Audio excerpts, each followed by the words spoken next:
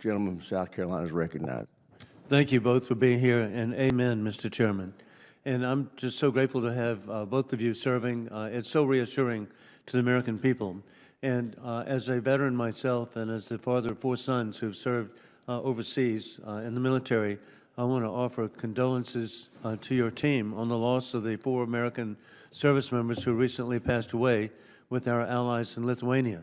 Staff Sergeant Troy Knutson-Collins, Staff Sergeant Jose Dunez, Staff Sergeant Edvin Franco, and Private First Class Dante Titano.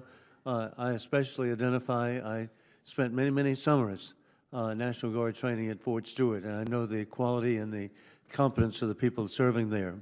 Reading about how our European allies came together to help the recovery efforts is a strong demonstration of the efforts to stand side by side in times of need. And I'm grateful that our NATO allies are really coming forward. And I particularly appreciate, Madam Secretary, the President's efforts to encourage our allies to reach the 2%, and they are. And but with his encouragement, and so it's so encouraging as we try to achieve peace through strength.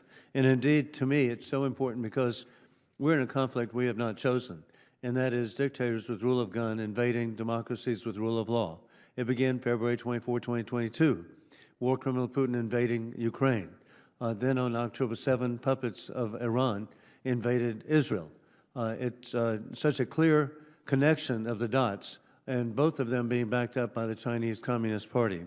And then keeping that in mind with European Command, what we see, I believe, is war criminal Putin is making every effort to resurrect the failed Soviet Union.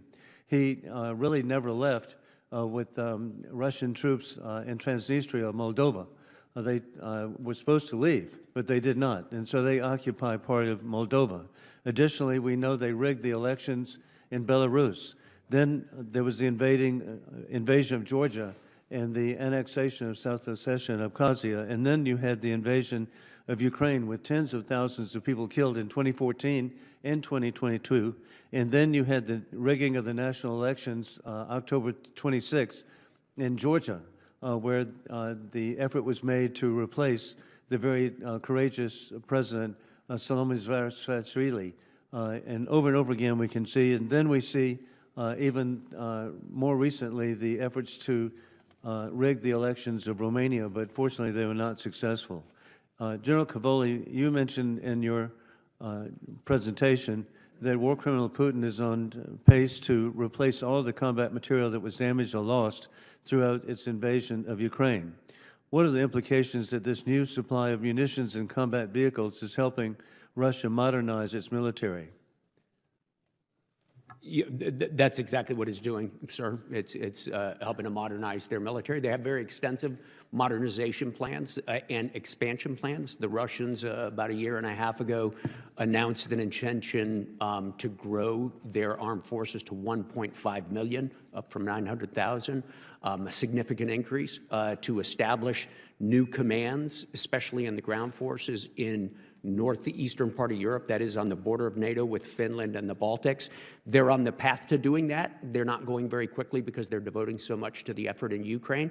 We'll see how much effort they'll be able to put into it after the war. It depends largely how the war ends. But that modernization program is intended to go right back and challenge NATO on the borders of NATO. And indeed, for the United States, how important is it for us to produce conventional combat vehicles for future combat? Oh, I believe combat vehicles and tanks maintain an important place on the battlefield, and our ability to produce them is going to have a lot to do with our ability to have a strong Army component to our joint force.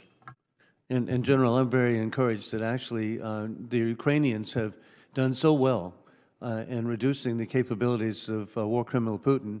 When the dictator Bashar al-Assad of Syria was asking for assistance in November, it wasn't given, and he had to flee to Moscow. And so the people of Ukraine should be given credit that now there's a potential liberation for the people of Syria, and we already know the unintended consequence of what war criminal Putin did of having Finland and Sweden join NATO. So over and over again, it's so encouraging. A key point, too, is NATO now, NATO countries and the EU provide more aid and have provided more aid than the United States, but thank goodness for President Trump that he's there to provide peace through strength. Thank you.